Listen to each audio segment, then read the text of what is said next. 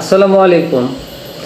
শহীদ ওসমান হাদি হত্যা মামলার অভিযোগপত্র দাখিল করা হয়েছে। আজকে পুলিশের পক্ষ থেকে একটি ব্রিফিং করা হয়েছে র্যাবের পক্ষ থেকে। সেখানে মূল পরিকল্পনাকারী হিসেবে যুবলীগ নেতা জনৈক বাপ্পি তাকে মূল অভিযুক্ত করা হয়েছে।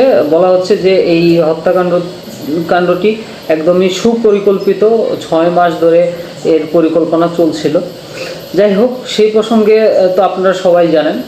আমার একটু চিন্তার বিষয় হচ্ছে এরকম, মানে গত 17 বছরে পুলিশি নাটক দেখতে দেখতে আসলে এগুলোর প্রতি খুব একটা বিশ্বাস এখন আর আসে না। কেন দেখেন,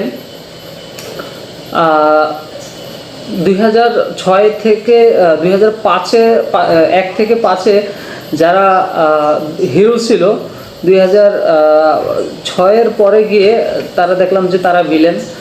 আবার এই 24 পর্যন্ত দেখে আসলাম তারা ভিলেন, তারা খারাপ, তারা যেমন যে কাউকে জঙ্গি বলে, যে কাউকে উগ্রবাদী বলে, যে কাউকে যুদ্ধ অপরাধী বলে ধরে নিয়ে যাওয়া যায়। আবার যখন 24-এর পরে দেখলাম যে তারা যাদেরকে এই যে মানে আগে ভিলেন বানানো হয়েছে, তারা আবার 24-এর পরবর্তী সময়ে তারা হিরো হয়ে গেছে।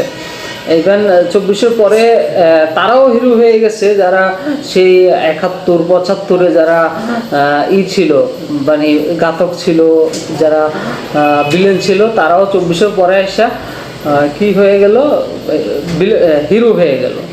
তো আজকের দিনে যারা ভিলেন, যেমন এই হাদি হত্যার ব্যাপারে যদি বলি, যে ফয়সাল করিম মাসুদ, তিনার কয়েকটি ভিডিও প্রচার হয়েছে।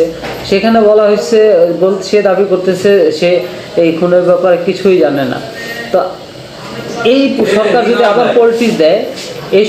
আবার পোল্টি দেয়, সেই ক্ষেত্রে কি এই মাসুদ করিম, এই বাপ্পিরা কি আবার হিরো হয়ে যেতে পারেন? আজকে তো তারা ভিলেন আছে।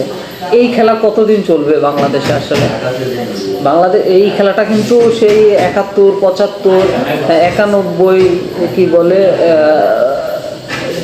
96, 2001, 6, 24 এভাবে করে চলতেই আছে। এই খেলাটা আসলে আমরা কতদিন দেখবো? এর কি আসলে কোনো শেষ আছে? আদৌ কোনো মানে এর কোনো সলিউশন কি আমরা পাবো? আমাদের সেই বিশ্বাস কি প্রশাসন, সেই বিশ্বাস কি মানে যারা রাষ্ট্র ক্ষমতায় আসেন তারা কি সেই বিশ্বাস আমাদেরকে এনে দিতে পারবেন যে না, এইটাই প্রকৃত সত্য? এরপরে আর এটা যারা প্রকৃত